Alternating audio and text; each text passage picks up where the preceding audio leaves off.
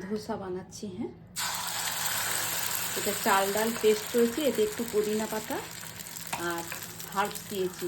Herbs বলতে এই রসুন পাতা আর পেঁয়াজ পাতা, কচি কচি পেঁয়াজ দিচ্ছি, এই পুদিনা পাতা দিচ্ছি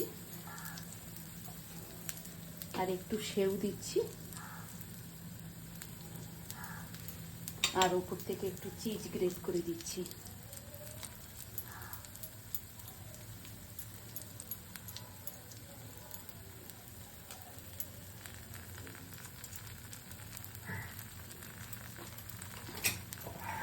এবার ঢাকা দিয়ে দিচ্ছি।